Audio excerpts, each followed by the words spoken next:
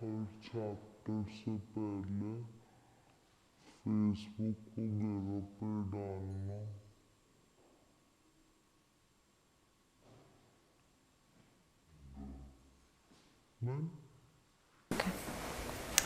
Hello everyone, welcome back to Equipoise classes. I am Surbhi and currently we are doing introductory macroeconomics course and we have covered national income accounting.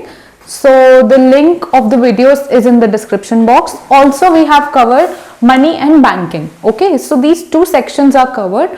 Today we will be starting with aggregate demand, aggregate supply and the equilibrium. So this is a new section altogether. If you want to look about any topic regarding the earlier topics and earlier links, so you can always find it in the description box. Okay, and if you like the content, please do like, share and subscribe the video so that you always get notified about the other chapters which will be coming on your way.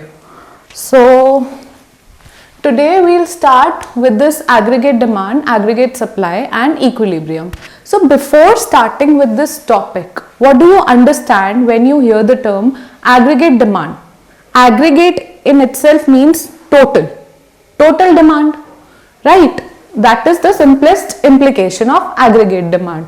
And in microeconomics or in general, if you have ever studied economics, even little bit about it, so you know when we talk about demand, so we draw a graph like this. Okay, and we mark axis Q, which is quantity, this is price, and this is downward sloping curve, which is our demand curve, simplest form of demand curve. This is in microeconomics about individual demand curve. Okay, say your demand of pen, if the price of pen increases, the quantity of that particular pen you buy decreases. Okay, and if the price decreases, you buy more of it. This is individual demand curve. But when we talk of aggregate demand curve, so we are talking about the demand of economy in total, right? So here the definition, total amount of money which all sections, please do take care of the words, all sections, that is households, firm, government are ready to spend on purchase of goods and services produced in an economy during a given period. तो एक given period में total goods and services जो produce हुए हैं और जो sectors है अलग अलग, जैसे हाउस होल्ड हो गया, फर्म हो गया, गवर्नमेंट हो गया, इनकी टोटल ये कितना रेडी है स्पेंड करने को, उस टोटल को कहते हैं aggregate demand, right? So in aggregate demand there are components we see. First is consumption. So I have written C for consumption and C here stands for household private consumption demand. यानी घर मतलब जो households हैं, particular हमने एक section ले लिया और जो हाउसहोल्ड्स हैं उनकी जो प्राइवेट डिमांड हो रही है उसको हम C कह रहे हैं, right? Then we have I which is private investment demand. Investment के लिए कितना डिमांड हो रही है, प्राइवेट इन्वेस्टमेंट डिमांड, यानी फर्म्स कितना इन्वेस्ट करने के लिए डिमांड कर रही हैं, हाउस होल्ड कितना इन्वेस्ट करने के लिए डिमांड कर रहे हैं. इन्वेस्टमेंट डिमांड के लिए हमने आई लिख दिया इन शॉर्ट. देन हमने जी लिख दिया गवर्नमेंट सेक्टर को रिप्रेजेंट करने के लिए कि गवर्नमेंट कितना डिमांड कर रही है goods and services, right? Government भी डिमांड कर रही है. सो बेसिकली हाउस होल्ड क्या डिमांड कर रहा है, कंजम्पशन कर रहा है, वो हमने सी लिख दिया. फर्म्स क्या कर रही है, हमने आई लिख दिया. गवर्नमेंट के लिए हमने जी लिख दिया.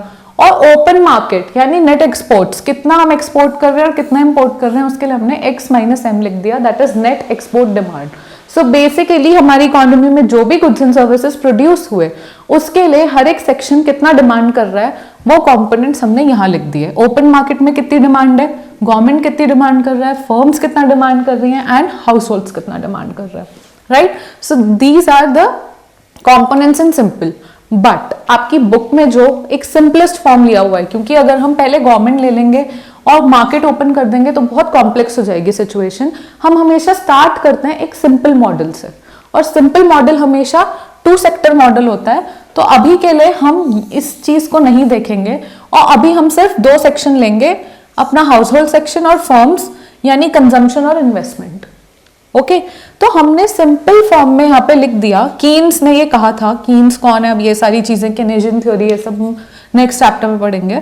तो एडी यहां पर हो गया, AD stands for aggregate demand, in short AD is equal to C plus I. C is consumption, I is investment. तो जो एग्रीगेट डिमांड हो रही है इकोनॉमी में, हमने क्योंकि सिंपल फॉर्म लिया है और हमने 2 सेक्टर्स लिए हैं, तो हाउस होल्ड कितना डिमांड कर रहा है और फर्म कितना डिमांड कर रही है, हमने बस एडी इतना लिया है।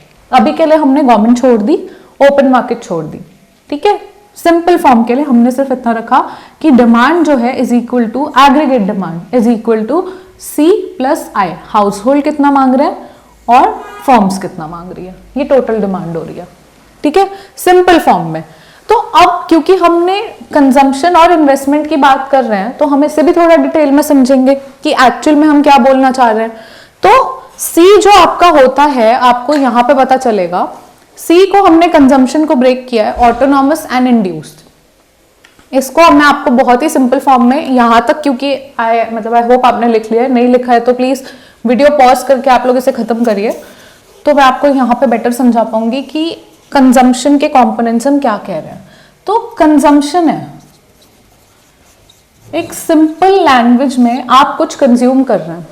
हम राइस लेंगे और आपका एग्जाम्पल लेंगे, आप राइस कंज्यूम कर रहे हैं, तो अब क्या हुआ, आपके पास अगर कोई इनकम नहीं आ रही, सपोज कोरोना के टाइम पे आपकी जॉब चली गई, अचानक से आपकी इनकम आना बंद हो गई, फिर भी आपने राइस का कंजम्पशन तो किया होगा ना, ऐसे थोड़ी बिल्कुल, कुछ तो आपके घर में स्टॉक रखा होगा, कंजम्पशन तो आपने बंद नहीं कर दी।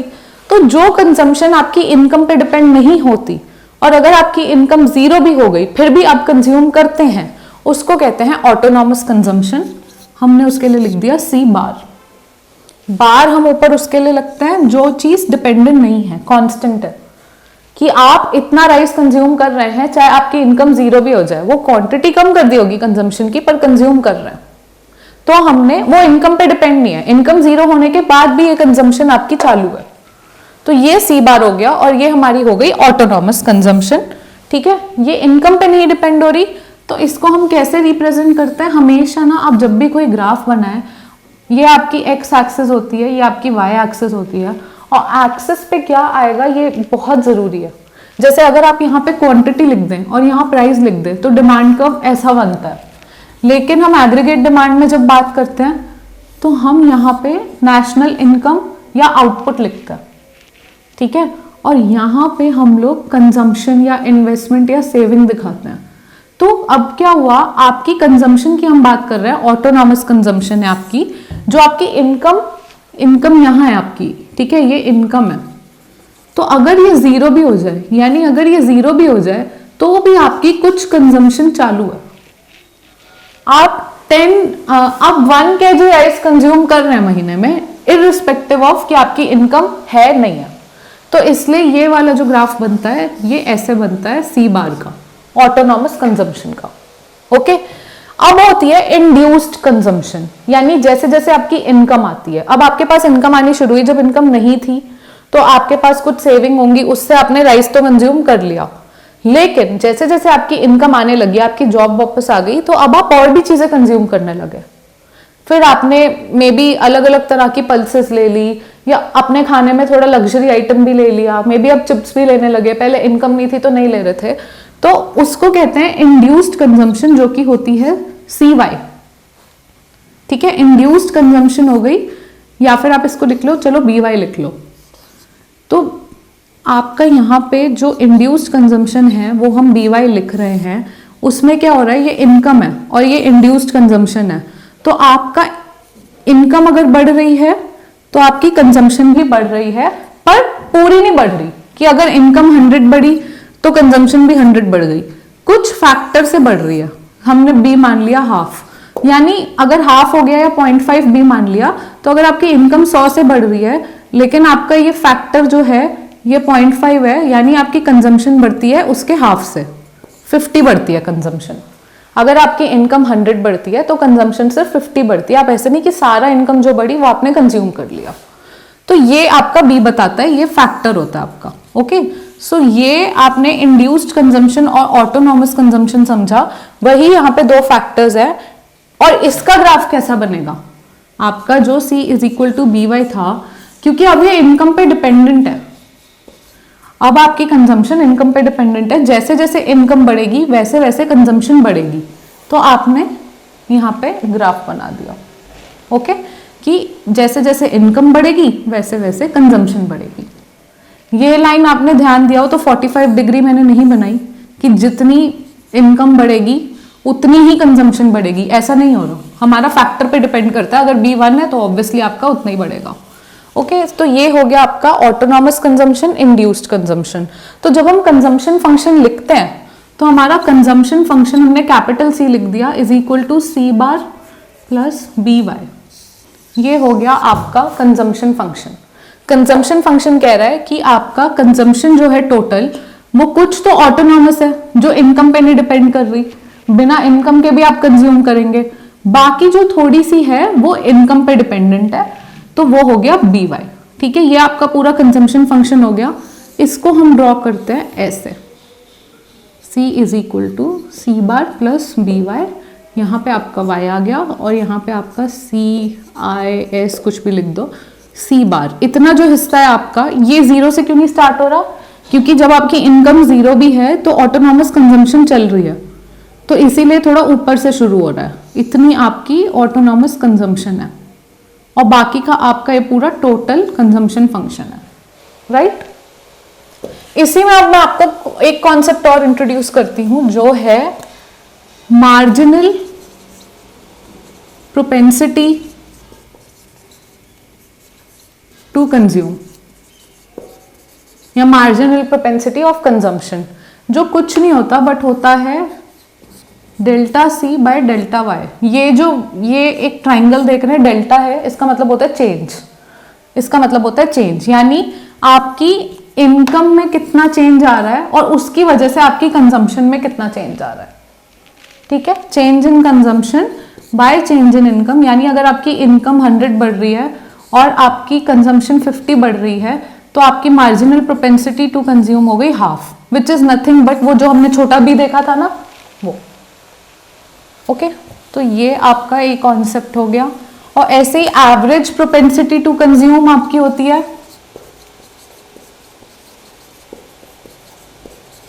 एवरेज प्रोपेंसिटी टू कंज्यूम आपकी कुछ नहीं होती बट होती है C by Y ratio, average consumption upon Y। इसका आपने अभी ज्यादा ध्यान नहीं देना, मार्जिनल प्रोपेंसिटी पता होनी चाहिए कि इनकम में चेंज की वजह से कंजम्पशन कितनी चेंज कर रहे हैं आप। ओके, तो ये हमने देख लिया कंजम्पशन के बारे में, जो कि सारा यहाँ लिखा है, जो आपको यहाँ मिल जाएगा।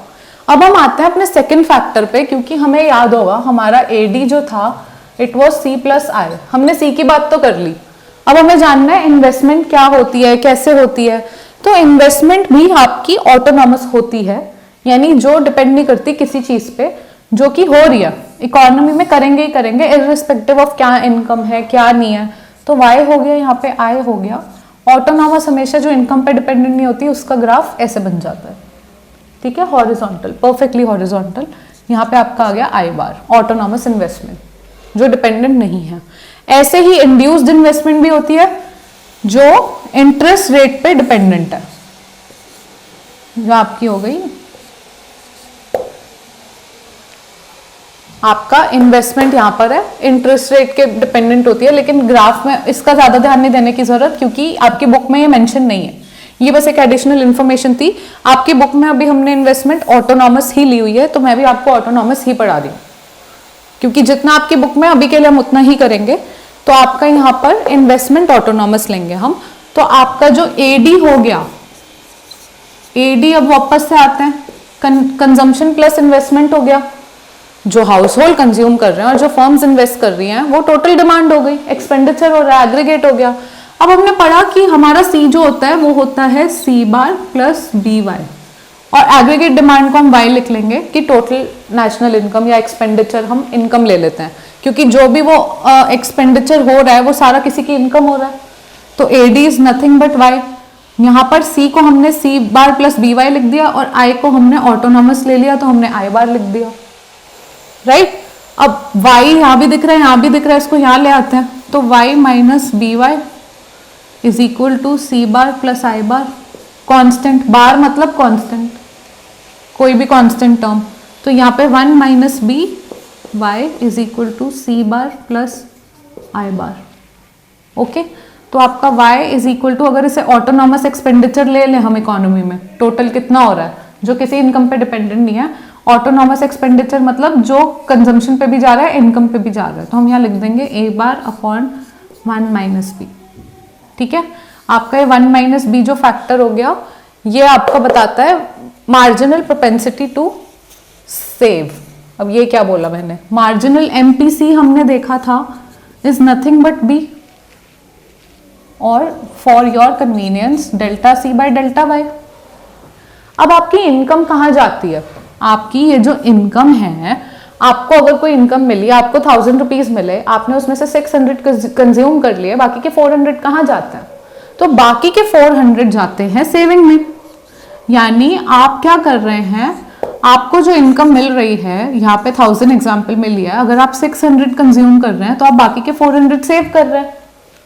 तो यहाँ पे क्या हो रहा है कि अगर आपका, हम यहाँ पे ऐसे लें कि चेंज इन इनकम की वजह से, इनकम में चेंज आया, हमने देखा इनकम में चेंज आया, इट इज नथिंग बट फिर कंजम्पशन में भी चेंज आएगा, सेविंग में भी चेंज आएगा। जो चेंज, अब आपकी इनकम क्या हुआ, यहाँ 1000 थी, 100 बढ़ गई, 100 इनकम का चेंज हुआ, तो आपने सारी कंजम्पशन में थोड़ी लगा दी, आपकी कंजम्पशन भी थोड़ी चेंज हुई, आपने 60 कंज्यूम कर ली, 40 फिर से सेव कर ली। ठीक है, तो वो भी इसके बराबर होगी कंजम्पशन और सेविंग आपका यहाँ पे। तो जब हम इसको लिखते हैं ना कंजम्पशन, अगर आपका delta C by delta Y is equal to B है, यानी मार्जिनल प्रोपेंसिटी टू कंज्यूम है, अगर आप 1 में से माइनस कर दें और यहाँ पे भी 1 माइनस कर दें, तो ये क्या हुआ, अगर हम इसे ऊपर ले जाएं तो दिस इज नथिंग बट आपका delta Y minus delta C upon delta Y is equal to 1 minus B. और y में से c, अगर आपने जो इनकम ली उसमें से क्या कंज्यूम किया वो हटा दे तो सेविंग आती है, यानी delta s by delta y is equal to 1 minus B. तो अगर b आपका मार्जिनल प्रोपेंसिटी टू कंज्यूम है तो 1 minus B is equal to marginal propensity to save. ये मैंने आपको यही समझा दिया क्योंकि अब अभी हम इस इक्वेशन पे थे, वरना आगे भी इसकी बात हुई है। तो अभी हमने कंपोनेंट्स पढ़ लिए, इन्वेस्टमेंट, कंजम्पशन, और हमारा एडी पढ़ लिया हमने, which is nothing but C plus I. Okay, यहाँ पे एग्रीगेट डिमांड हमारा खत्म हो गया, लेकिन अब एग्रीगेट डिमांड है तो सप्लाई भी हो रही होगी, टोटल सप्लाई भी होगी। तो टोटल सप्लाई क्या हुई या एग्रीगेट सप्लाई क्या हुई? Aggregate supply is money value of total supply of goods and services available for purchase by an economy during a given period. Basically जो total supply हो रही है उसकी money value क्या है? Simple terms, बहुत बड़ा definition हमें पता ही है, बड़ी होती है बुक में। तो simple है, आपका जो total supply है goods and services का, उसका money value कितना है? Fine, ये आपकी हो गई supply। और ये total supply को भी हमने break किया है कंजम्पशन एक्सपेंडिचर और सेविंग, क्योंकि हम आपकी टोटल सप्लाई कुछ भी ले ले, बेसिकली जो टोटल सप्लाई हो रही है हम उसका एक्सपेंडिचर देख रहे हैं। अगर टोटल सप्लाई भी आपकी हम वाई ले ले, कितना सप्लाई हो रहा है, ठीक है। इकोनॉमी में गुड्स एंड सर्विसेज जो है आपकी, हमने नेशनल इनकम अकाउंटिंग जब पढ़ा था तो हमने ध्यान दिया था कि जो भी प्रोड्यूस होता है वो प्रोड्यूस इसीलिए होता है कि उसको बेचना है, और जो किसी का एक्सपेंडिचर होता है वो किसी और की इनकम होती है। क्योंकि अगर मैंने कुछ स्पेंड करके आपसे लिया और आपको पैसे दिए बदले में, तो वो आपकी इनकम हो गई। तो ऐसे ही हम कुछ सप्लाई कर रहे हैं इकोनॉमी में, तो उसमें हम वाई ले लेते हैं और उसको हम ब्रेक कर देते हैं कंजम्पशन एक्सपेंडिचर, क्योंकि कुछ भी सप्लाई हुआ उसका जो भी इनकम आई वो हमने या तो कंज्यूम कर लिया, सेव कर ली, राइट, जो हमने अभी पढ़ा। तो वहीं से हमारा कंजम्पशन एक्सपेंडिचर बनता है और सेविंग आती है, ठीक है, सिंपल टर्म्स में। और यहाँ पर ये सारी इक्वेशन अभी मैंने आपको पहले पढ़ाई दी है, ये सारा हमने बात की थी कि सेविंग इज नथिंग बट आपका इनकम माइनस कंजम्पशन, और कंजम्पशन का फंक्शन ये होता है, यहाँ से आपका MPS equals to 1 minus MPC आ जाता है। यही हमने बात की थी अभी पहले, यही यहाँ पर बहुत क्लियर लैंग्वेज में लिखा है। और आपका जो ग्राफ है एग्रीगेट सप्लाई का, वो आप देख रहे हैं 45 डिग्री लाइन है। अब ये 45 डिग्री लाइन का मतलब ये होता है कि अगर आपकी इनकम ये है और कंजम्पशन ये है, तो अगर आपकी जितना इनकम में चेंज आ रहा है उतना ही आपकी कंजम्पशन और सेविंग में चेंज आ रहा है, इक्वल। उसको कहते हैं हम बेसिकली जो आपका एक्सपेंडिचर में चेंज आ रहा है वही आपकी इनकम में चेंज आ रहा है, इसीलिए आपका एग्रीगेट सप्लाई कर्व ऐसा बनता है। ओके, तो एग्रीगेट सप्लाई आपको बेसिकली इतना कॉम्प्लेक्स कुछ नहीं ध्यान रखना, ये सब आपकी क्योंकि बुक में है तो ये मैं बता रही हूँ। आप इतना ध्यान रखो कि आपका एग्रीगेट सप्लाई ये है और एग्रीगेट डिमांड आपका ये है, जिसमें ये होता है aggregate demand is equal to C plus I. यानी अब आपका आई हमने ऑटोनॉमस देखा आई बार, और यहाँ पे आप मान लो आपका सी बार भी ऑटोनॉमस है, तो आपका एडी जो है वो है सी bar plus B Y plus I bar. AD यही है ना, एडी ऐसे जाता है और आपका जो एएस है वो 0 से जाता है, 45 डिग्री लाइन होती है। यहाँ पे हम इनकम ही लेते हैं, यहाँ पे हम कंजम्पशन और सेविंग लेते हैं, यहाँ पे हम कंजम्पशन और इन्वेस्टमेंट लेते हैं। ठीक है, ये आपका एडी हो गया, ये आपका एएस हो गया। तो हम अगर बात कर ही रहे हैं अपना सेविंग की और इन्वेस्टमेंट की, कंजम्पशन सेविंग, तो अब आप यहाँ पे एक छोटा सा कॉन्सेप्ट है, इस पे ध्यान दीजिए। आपने देखा अगर क्या होता है अगर आपकी कंजम्पशन ज्यादा है आपकी इनकम से, कि आपकी इनकम तो 1000 है लेकिन आपकी कंजम्पशन 1100 है, और इनकम होती है यही होती है ना, हमने बात की अभी, income is equal to C plus S. और अगर आपकी इनकम 1000 है, इनकम कम है लेकिन आप कंज्यूम 100 रुपए ज्यादा कर रहे हैं, तो कहां से कर रहे हैं? सेविंग से आ रहा है ना, राइट। तो आपकी सेविंग क्या हो गई? यहाँ पे सेविंग माइनस हो गई। -100 का क्या मतलब हुआ? डिस सेविंग, मतलब आपने अपनी सेविंग जो पहले थी उससे पैसा निकाला और उससे कंज्यूम किया, क्योंकि इनकम तो आ नहीं रही कंज्यूम करने के लिए, तो सेविंग से कंज्यूम कर रहे हैं। ठीक है, तो यहाँ पे आपका अगर C इज ग्रेटर देन, ये ग्रेटर देन का साइन है, greater than Y which is consumption is greater then your income, आपकी सेविंग नेगेटिव हो जाएगी। फॉर्मूले से देख लो, नेगेटिव हो रही है।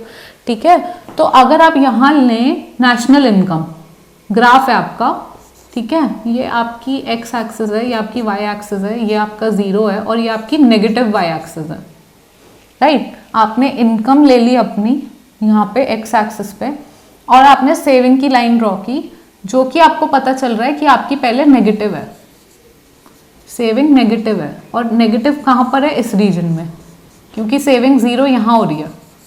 तो इस पूरे रीजन में अगर आपकी सेविंग नेगेटिव है, यानी आप कंज्यूम ज्यादा कर रहे हैं जो आपकी इनकम है उसके कंपैरिजन में। फिर एक ऐसा पॉइंट आएगा जब आपकी कंजम्पशन इक्वल टू इनकम है, जो आपकी इनकम आ रही है उतना आप कंज्यूम कर रहे हैं, आप सेविंग कर ही नहीं रहे, आपकी सेविंग 0 है, वो पॉइंट आ गया ये। यहाँ आपकी सेविंग 0 हो गई, एक्स एक्सिस को कट कर लिया आपने, तो ये आपकी सेविंग 0 हो गई, और इसी को हम ब्रेक इवन पॉइंट भी कहते हैं। एक टर्म है, ध्यान रखने वाली बात है। फिर आपको मिला consumption is less than your income, यानी जो आपकी इनकम आ रही है आप उतना नहीं कंज्यूम कर रहे, आप उससे कम कंज्यूम कर रहे हैं, राइट। आप उससे कम कंज्यूम कर रहे हैं, यानी आपकी सेविंग पॉजिटिव है, सेविंग पॉजिटिव अब यहाँ चली गई। ठीक है, और इसमें क्या हुआ आपका, हमने देखा जो चेंज इन इनकम है और उसके बाद जो चेंज इन सेविंग है वो क्या है? मार्जिनल प्रोपेंसिटी टू सेव, यानी स्लोप हो गया, सेविंग का स्लोप। ऐसे ही अगर हम कंजम्पशन फंक्शन ड्रॉ करें और उसका स्लोप निकालें, चेंज इन इनकम की वजह से चेंज इन कंजम्पशन कितना हो रहा है, ये क्या हो गया? बी हो गया, मार्जिनल प्रोपेंसिटी टू कंज्यूम। ये बस टर्म्स हैं। तो हमें क्या समझ आया कि आपकी कंजम्पशन जो बेसिकली या तो ज्यादा हो सकती है या इक्वल हो सकती है या कम हो सकती है। तो हमें जो समझ आता है वो यहाँ से ये है कि आपका मार्जिनल प्रोपेंसिटी टू कंज्यूम, क्योंकि आपका इसको अगर हम सिंपल लैंग्वेज में समझें तो आपका C plus S is equal to Y, यही पढ़ा ना हमने यहाँ पे, C plus S is equal to, चलो सब हटा देते हैं यहाँ से, यहाँ है C plus S is equal Y, यहाँ लिखेंगे y is equal to C plus S. अब क्लियर समझ आ रहा होगा एग्रीगेट सप्लाई का जो हमने फंक्शन लिखा, हम चेंज कर देते हैं अब इनको। तो हमने क्या किया, change in y is equal to change in C plus change in S। जो हमने एग्जाम्पल देखा था कि 1000 है तो 600 हो गया और 400 हो गया, फिर चेंज आया 100 का इंक्रीमेंट हुआ तो उसमें भी आपने 60 कंजम्पशन में लगा दिए और 40 सेव कर लिया। ठीक है, अब इक्वेशन से खेलेंगे। अब यहाँ हमारे पास ये इक्वेशन है, अब इसको हम पूरी इक्वेशन को डेल्टा वाई से डिवाइड कर देंगे। Delta Y by delta Y is equal to delta C by delta Y plus delta S by delta Y. ठीक है, बहुत ही क्लियरली आपके आगे पिक्चर आ गई। Delta Y by delta Y क्या हो गया, कट के 1 is equal to C by Y क्या है, change in C by change in Y M P C, और change in S by change in Y क्या है, एम पी एस। यानी marginal propensity to consume plus marginal propensity to save is equal to 1। Okay, ऐसे ही आपका APC आ जाएगा, change नहीं करेंगे, बस y is equal to C plus S कर देंगे और पूरी इक्वेशन को y से डिवाइड कर देंगे। Divide by y divide by y divide by y, आपका 1 आ गया इज इक्वल टू ये एपीसी होता है और प्लस ये एपीएस होता है। ठीक है, हमने बस चेंज नहीं लाए, मार्जिनल नहीं देख रहे, मार्जिनल मतलब चेंज नहीं लाए तो एपीसी आ गया आपका। ओके, ये सारा आपको क्लियर अगर हो गया है तो अब हमने क्योंकि बात कर ली एग्रीगेट सप्लाई की और एग्रीगेट डिमांड की, तो जब बात हो गई तो अब आपको ये भी पता है कि नेक्स्ट टॉपिक क्या आएगा, क्योंकि जब हमने डिमांड सप्लाई को बोल दिया है तो अब हम बात करेंगे इक्विलिब्रियम की। अब जैसे हमने देखा एग्रीगेट डिमांड के बारे में और एग्रीगेट सप्लाई के बारे में, हमने इंडिविजुअली समझा कि एडी क्या होता है, एएस क्या होता है, हमने फिर इंडिविजुअली उसके कंपोनेंट समझे। तो जब हमने दोनों को अलग अलग देख लिया तो अब हमें देखना है इक्विलिब्रियम क्या होता है। इक्विलिब्रियम होता है कुछ नहीं बट एक बैलेंस। जब जो आप बना रहे हैं उतना ही प्रोड्यूस हो रहा है, वो एक बैलेंस पे आ जाए। मोस्टली लोगों को इक्विलिब्रियम से क्या समझ आता है, डिमांड इक्वल्स टू सप्लाई। वो क्या होता है, वो एक बैलेंस होता है कि जितना आपने डिमांड किया उतनी सप्लाई हो गई, या जितना आपने सप्लाई किया उतनी उसकी डिमांड हो गई। तो ऐसे हमें एक इक्विलिब्रियम पे पहुंचना पड़ेगा। दोनों की अलग अलग बात कर ली। यहाँ आपको एडी का ग्राफ दिख रहा है, यहाँ आपको एस का ग्राफ दिख रहा है, तो दोनों को अगर हम साथ ले आए और समझें कि जो एग्रीगेट डिमांड हो रही है इकोनॉमी में, सो बेसिकली जो प्रोड्यूस हो रहा है उसको हर सेक्टर कितना डिमांड कर रहा है, इज इट इक्वल टू जो प्रोड्यूस हो रहा है उसका मनी वैल्यू कितना सप्लाई में आ रहा है। Aggregate demand is equal to aggregate supply basically. Okay, तो इसको देखने के determination of equilibrium level of income, output and employment, ठीक है, ये हम पढ़ रहे हैं। और इसको ना देखने के दो तरीके हैं। अभी हमने एडी और एएस देखा, तो हम एडी और एएस के रिस्पेक्ट में ही बात करेंगे। तो उसको हम कहते हैं consumption and investment approach. Okay, consumption investment approach basically. यहाँ क्या हो रहा है, आपने ये देखा एक ग्राफ है, यहाँ इनकम है, यहाँ CIS है। अब आप यहाँ आइए वापस से, आप देखिए एडी अपना, एडी में हमने कंजम्पशन और इन्वेस्टमेंट की बात की है और इनकम है। ऐसे यहाँ इनकम है, कंजम्पशन और सेविंग की बात है, एएस है। अब हमने ना ओवरलैप कर दिया ग्राफ, एक के ऊपर एक लगा रहे हैं देखने के लिए कि इक्विलिब्रियम है मार्केट में और कैसे होता है, क्या होता है। ठीक है, तो यहाँ हमने इनकम की बात की, यहाँ हमने कंजम्पशन, इन्वेस्टमेंट और सेविंग की बात की, राइट। अब हमने देखा एएस ड्रॉ कर दिया, 45 डिग्री लाइन हमारी एएस जो 0 से जा रही है, और यहाँ पे हमने ड्रॉ कर दिया एडी जो कि एक डिस्टेंस से जा रहा है। और ये डिस्टेंस क्या है, इट इज नथिंग बट जो हमारा कंजम्पशन है, बेसिकली ऑटोनॉमस डिस्टेंस है जो इनकम पे डिपेंड नहीं होता। बिना इनकम के भी, इनकम 0 है उस पर भी कितना खर्चा हो रहा है, वो यहाँ इतना खर्चा हो रहा है, तो यहाँ से हमारा एडी शुरू हो रहा है। ठीक है, तो हमने एडी पे आ गए, एएस आ गए। तो हमने देखा जहाँ एडी और एएस क्रॉस कर रहे हैं एक दूसरे को, ये पॉइंट पे ये हो गया हमारा इक्विलिब्रियम पॉइंट, जहाँ दोनों मिल रहे हैं। यानी जितनी डिमांड है उतनी सप्लाई है, या जितनी सप्लाई है उतनी डिमांड है। दोनों को कैसे ही बोलिए, बात एक ही है। तो यहाँ आपने इक्विलिब्रियम देख लिया। अब हमने ना केस देखा, हमने यहाँ ऊपर नीचे देखा, तो आपको जो ब्लू से अलग से दिख रहा है यहाँ पे, वो क्या दिख रहा है, अगर हम इस पॉइंट पर हैं, आपने रेड से देखा, मैंने एक पॉइंट ड्रॉ किया है, हम इस पॉइंट पर हैं, ई से नीचे लेफ्ट हैंड साइड पे। यहाँ हमने देखा कि इस पॉइंट पे हमारा जो एडी है वो ज़्यादा है, एडी ऊपर है, एएस नीचे। AD is greater than AS, AD यहाँ एडी है और यहाँ पे एएस है, तो आपका AD is greater than AS. Okay, तो एडी ग्रेटर देन एएस होते ही आपको, इसका मतलब क्या है, सॉरी ये एडी लेस है, हम हैं यहाँ पे।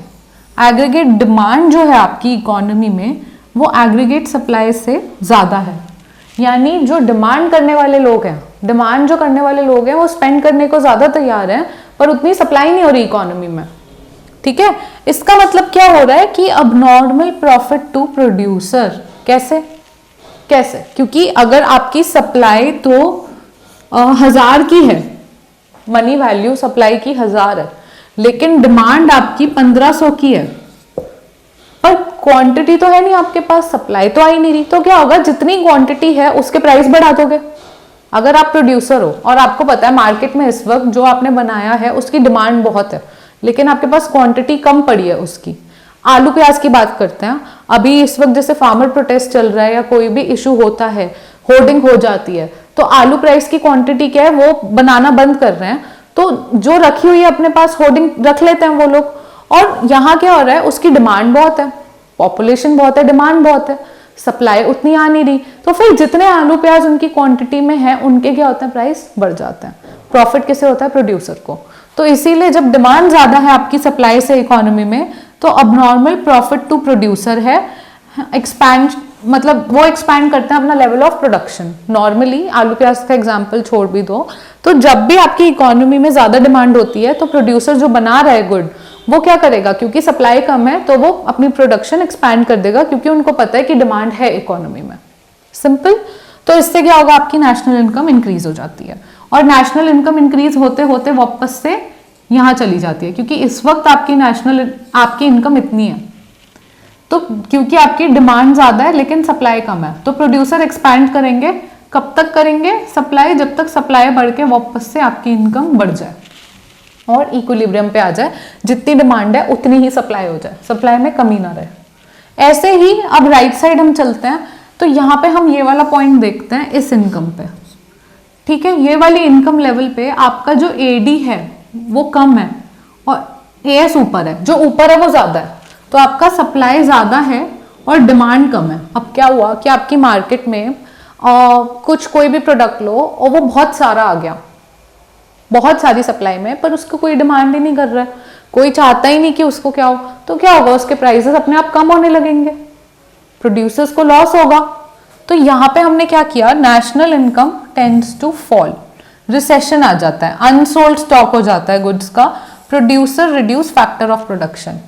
इतना कुछ लिखा है, पर सिंपल लैंग्वेज में अगर आप बहुत सिंप्लिसिटी से समझो, कोई भी टी शर्ट है वो बहुत ज्यादा प्रोड्यूस कर दी, 1000 यूनिट्स प्रोड्यूस कर दिए, 1000 टी शर्ट्स बना दी, लेकिन कोरोना के टाइम पे उसका डिमांड बहुत कम हो गई, सप्लाई यानी आपका स्टॉक तो भरा पड़ा है, आप टी शर्ट बना रहे हो, आपके पास टी शर्ट पड़ी है 1000, पर कोई लेने वाला नहीं है, सडनली कोई लेने वाला नहीं है, आपकी डिमांड कम हो गई है, आपकी सिर्फ 500 टी शर्ट्स बिकी हैं, 500 अभी भी बाकी हैं स्टॉक में, तो क्या होगा, आप जो अगले साल के लिए टी शर्ट्स बनाने जाओगे तो आप पहले ही कहोगे कि मेरे पास ऑलरेडी 500 बची हैं, मैं इतनी का क्या करूंगा, पहले मैं यही बेच लूं, तो अब आप ना कम कर दोगे प्रोडक्शन, कम कर दी टी शर्ट की प्रोडक्शन, क्योंकि आपके पास ऑलरेडी पड़ी है जो नहीं बिक रही, तो क्या हुआ, फैक्टर ऑफ प्रोडक्शन रिड्यूस हो गए, आपने में भी एक लेबर को भी हटा दिया काम से, आपने कहा कि इसकी जरूरत नहीं है, ऑलरेडी इतनी टी शर्ट है और अब टी शर्ट्स की डिमांड नेचुरली भी कम हो गई है, तो अब मुझे एक लेबर की जरूरत नहीं है और मैं इसकी इनकम क्यों दूं, इसको सैलरी क्यों दूं, तो फैक्टर ऑफ प्रोडक्शन कम कर दिया, तो ओवरऑल क्या हुआ, इकोनॉमी में अनसोल्ड स्टॉक पड़ा हुआ है, आपके पास स्टॉक पड़ा है और नेशनल इनकम फॉल हो रही है। ठीक है, अगर आप यहाँ पर हैं, और फॉल होते होते कब तक आती है, जब तक आपकी सप्लाई वापस से इतनी ना हो जाए, वाई ना हो जाए, इक्विलिब्रियम पे लाता है आपको। बेसिकली इकोनॉमी में सब कुछ ऐसे होता है कि आपको वापस से इक्विलिब्रियम पर ले आए, जहां डिमांड इक्वल टू सप्लाई हो। फाइन, ये था आपका कंजम्पशन एंड इन्वेस्टमेंट अप्रोच। इसी को देखने का एक और तरीका है जो है सेविंग एंड इन्वेस्टमेंट अप्रोच। इसमें क्या होता है, हम एडीएस की इक्वेशन लिख लेते हैं, एडी था सी प्लस आई, हमने जो पढ़ा था, एएस था C plus S, C cut गया यहाँ से, I is equal to S, यानी इक्विलिब्रियम आप वहां भी पता लगा सकते हैं जहां पे investment is equal to saving हो। और ये ना planned investment and planned saving है। अब मैं आपको बताती हूँ, प्लान्ड इन्वेस्टमेंट यानी ex ante investment and ex ante saving. इसका क्या मतलब है ये टर्म का, एक सेविंग होती है जो आपने साल के स्टार्टिंग में प्लान की कि मैं इतनी करूंगा, पर जब आपने साल के एंड में देखा तो उस साल में कुछ ऐसी चीजें हुई जिसकी वजह से आपकी सेविंग उतनी नहीं हुई, आपको कंजम्पशन ज्यादा करनी पड़ गई। कोरोना टाइम का ही लेते हैं, जब ये ईयर स्टार्ट हुआ था तो आपको नहीं पता था कि ऐसे कोरोना वायरस जैसा कुछ आएगा, तो आपने सोचा था आप 1000 रुपीज सेव करोगे ही करोगे। सडनली इस साल में प्रॉब्लम हुई, हेल्थ इश्यूज हुए, उस वजह से आपका हेल्थ एक्सपेंडिचर बढ़ गया, तो आपकी सेविंग्स जो है वो कम हो गई। आपने 1000 की सेविंग सोची थी, बट सेविंग सिर्फ आपकी 400 हो पाई, उतनी नहीं हुई। तो जो आपने 1000 की सेविंग साल के शुरू में सोची थी वो होती है प्लान्ड, यानी एक्स एंटे। एंटी मतलब कुछ नहीं, प्लान जो आपने की थी, लेकिन आपकी साल के एंड में 400 ही सेव हो पाई, वो होती है रियलाइज्ड सेविंग, जो एक्चुअल में हुई, यानी एक्स पोस्ट। एक्स पोस्ट मतलब सब कुछ होने के बाद एक्चुअल में कितनी हुई। एक्स एंटी मतलब जो सोची थी, एक्स पोस्ट मतलब जो सच में हुई। इससे हम लोग बहुत सिंपल टर्म्स में हमने मतलब समझा। तो आपका ये ना planned investment is equal to planned saving है, क्योंकि हम जब भी हम प्लान करने बैठते हैं तो हम प्लान ऐसे ही करते हैं इकोनॉमी में इक्विलिब्रियम में रहने के लिए कि जितना सेविंग है उतना ही इन्वेस्टमेंट होगा, राइट। तो आपका ये ex ante is equal to investment is equal to saving. तो अब यहाँ पे भी हम सेम केस देखेंगे। व्हाट इफ आपकी सेविंग ज्यादा है। हमने सेविंग का ग्राफ देखा था जो नेगेटिव से शुरू होता है, यहाँ पे माइनस वाई होता है, यहाँ पे प्लस वाई, मतलब एक्सेस है ये। तो यहाँ पे हमने क्या किया, आपका सेविंग का ग्राफ ऐसे जा रहा है, इन्वेस्टमेंट आपकी ऑटोनॉमस है, हमने इन्वेस्टमेंट और सेविंग दोनों पहले देख लिया है। तो आपका इक्विलिब्रियम क्या होगा, जहां saving is equal to investment है, राइट। हमने पढ़ा अभी सेविंग इक्वल्स टू इन्वेस्टमेंट आपकी कहाँ है, यहाँ पे। ये एक केस आ गया, लेकिन हमने केस लिया व्हाट इफ आपकी सेविंग ज्यादा हो जाए इन्वेस्टमेंट से, ठीक है, आप उतना इन्वेस्ट ना करो और आप ज्यादा सेव करने लगो, तो बेसिकली अनप्लान्ड इन्वेस्टमेंट हो जाती है। अनप्लान्ड इन्वेस्टमेंट कैसे हो गई कि आपने जो भी सेव किया एक्स्ट्रा, आपने इन्वेस्टमेंट से ज्यादा सेव कर दिया है। तो अब क्या होगा धीरे धीरे कि जो इन्वेस्टमेंट है आप कोशिश करोगे उसको बढ़ाओ और उसको सेविंग के इक्वल लाओ, राइट। तो वो आपकी हो गई अनप्लान्ड इन्वेस्टमेंट। ये प्लान नहीं थी। जो सेविंग एक्स्ट्रा बढ़ गई इसका क्या करोगे, इसे इन्वेस्ट कर दोगे ना। तो पहले ही आपने इन्वेस्ट किया था, क्योंकि सेविंग्स जो है आपके पास रखी हैं, आप कंज्यूम नहीं कर रहे, आपने अपनी सेविंग बढ़ाई है, तो उसको ऐसे तो नहीं एक बॉक्स में रख दोगे पैसे को, कहीं इन्वेस्ट करोगे। तो ये प्लान नहीं थी इन्वेस्टमेंट, प्लान तो आपने पहले कुछ और की थी, अब ये अनप्लान्ड इन्वेस्टमेंट हुई आपकी। ऐसे ही अगर सेविंग आपकी कम है इन्वेस्टमेंट से, जितनी इन्वेस्टमेंट आपने प्लान की थी, प्लान की बात हो रही है, आपने प्लान की थी इतनी इन्वेस्टमेंट और आपकी सेविंग जो है उससे कम है, तो अब ये प्लान डिसइन्वेस्टमेंट हो गई, ठीक है। इसमें कुछ नहीं हो रहा। यहाँ पे अगर आप यहाँ देखो ये पॉइंट, तो यहाँ पे आपकी सेविंग है और यहाँ इन्वेस्टमेंट है। यहाँ आपकी सेविंग कम है, इन्वेस्टमेंट ज़्यादा है, हमने यही लिया। इन्वेस्टमेंट ऊपर है ना, इन्वेस्टमेंट ज़्यादा है आपकी, इन्वेस्टमेंट ये पार्ट है और सेविंग ये है। तो इस पॉइंट पे आपका इन्वेस्टमेंट यहाँ है, सेविंग यहाँ है, तो इन्वेस्टमेंट आप ज़्यादा कर रहे हो, तो आप क्या करोगे, इन्वेस्टमेंट को कम करने के लिए डिसइन्वेस्टमेंट करोगे, वापस सेविंग के बराबर लाने के लिए। क्योंकि आपने प्लान जो किया है वो S इज इक्वल टू आई होना चाहिए आपका। अगर आई ज्यादा हो रहा है तो उसको कम करो, और अगर आई यहाँ पे सेविंग ज्यादा हो रही है तो भाई जो एक्स्ट्रा सेविंग है उसको इन्वेस्ट करो, तो वो अनप्लान्ड इन्वेस्टमेंट हो गई इन सिंपल टर्म्स। ये आपका दो तरीके होते हैं जो आपकी बुक में भी दिए हैं इक्विलिब्रियम डिटरमाइन करने के। लास्ट हम इस वीडियो में अभी के लिए ये कवर करेंगे कि आपका इन्वेस्टमेंट मल्टीप्लायर क्या होता है। इन्वेस्टमेंट मल्टीप्लायर से क्या समझ आ रहा है कि इन्वेस्टमेंट की वजह से इनकम कितनी बढ़ रही है। एक इकोनॉमी है, अगर उसमें आप आय इन्वेस्ट कर रहे हैं और उसकी वजह से एग्जाम्पल नंबर्स ही लेते हैं, तो अगर आप 400 इन्वेस्ट कर रहे हैं उसकी वजह से आपकी जो इनकम है वो 1000 आ रही है, ओके। तो अगर आपकी इन्वेस्टमेंट बढ़ा देंगे आप, अगर आप 100 से इन्वेस्टमेंट बढ़ाएंगे तो आपका जो इनकम है वो कितनी बढ़ेगी, क्योंकि अगर आप इकोनॉमी में ज्यादा इन्वेस्ट कर रहे हैं तो ऑब्वियसली डेवलपमेंट पर्पज से कर रहे हैं, तो इन्वेस्टमेंट बढ़ने की वजह से इनकम में आपका कितना चेंज आता है, इन्वेस्टमेंट आपकी इनकम कितने लेवल से मल्टीप्लाई करती है, वो हो गया आपका इन्वेस्टमेंट मल्टीप्लायर, ठीक है। तो यहाँ जो लिखा है वो रीड करते हैं पहले। Ensures that change in investment causes change in output or change in national income by an amplified amount which is multiple of change in investment। क्या समझ आया कि अगर इन्वेस्टमेंट 100 से बड़ी है तो इन्वेस्टमेंट मल्टीप्लायर मेक श्योर करता है कि इनकम आपकी इतनी बढ़े जो मल्टीप्लायर हो, से 5 है आपका मल्टीप्लायर, तो 5 टाइम्स बढ़ जाए, यानी 500 बढ़ जाए, मल्टीपल होना चाहिए इसका। ठीक है, जो आपकी इनकम में चेंज आया है वो इसका मल्टीपल है। कॉम्प्लेक्स लैंग्वेज लगती है सुनने में, अगर आप अंडरस्टैंडिंग बनाए इसमें तो एक सिंपल बात यही हो रही है कि अगर आपकी इन्वेस्टमेंट बढ़ रही है 100 से, तो आपका इन्वेस्टमेंट मल्टीप्लायर अगर 5 है तो वो मेक श्योर करता है कि आपकी जो इनकम है वो 5 टाइम्स बढ़े। Multiplier is nothing but multiplies your income, so 5 times मतलब 5 into 100। ओके, यहां पर ये हमने देख लिया। तो अब हम इसका ग्राफ देखेंगे, अगर सेविंग और इन्वेस्टमेंट का ग्राफ ही देख रहे हैं जैसे हमने यहाँ पे देखा था, तो इट इज नथिंग बट आपका जो सेविंग है वो ये है, इन्वेस्टमेंट यहाँ है। अब हमने कहा इन्वेस्टमेंट आपकी बढ़ गई, तो इन्वेस्टमेंट का ग्राफ ऊपर शिफ्ट हो गया, ऑटोनॉमस है ना। अभी यहाँ पर 100 थी, अब यहाँ 200 हो गई, चेंज कितना आया 100 का। ओके, 100 पहले हो रही थी, अब 200 हो रही है इन्वेस्टमेंट, तो हमारा जो चेंज आया पहले से लेके अब तक वो आया 100। 100 की वजह से, यहाँ चेंज होने की वजह से पहले यहाँ पर आपकी इनकम थी 1000, ठीक है, और अब आपकी इनकम हो गई, यहाँ पर चेंज हो गई 5000। इनकम में कितना चेंज आया 4000। 100 की वजह से आपका, यहाँ तो मैंने मल्टीप्लायर बहुत ज्यादा ले लिया, बट 100 इन्वेस्टमेंट में चेंज आने की वजह से आपकी इनकम में 4000 का चेंज आया, तो आपका मल्टीप्लायर क्या हुआ 40 टाइम्स बढ़ गई आपकी इनकम। ऐसा नहीं होता इकोनॉमी में, just an example, numerical example. ठीक है, आपको बेसिकली ये देखना है कि इन्वेस्टमेंट अगर बढ़ी है उसकी वजह से, अगर आप यहाँ देखें तो अब आपका नया जो इक्विलिब्रियम हो गया, saving is equal to investment, वो यहाँ हो गया। पहले saving is equal to investment यहाँ था, इन्वेस्टमेंट बढ़ गई, इन्वेस्टमेंट की वजह से नया इक्विलिब्रियम आपका यहाँ आ गया, और यहाँ की वजह से क्या हुआ, आपकी इनकम में भी चेंज आ गया। Due to your investment increase आपकी इनकम इंक्रीज हो गई।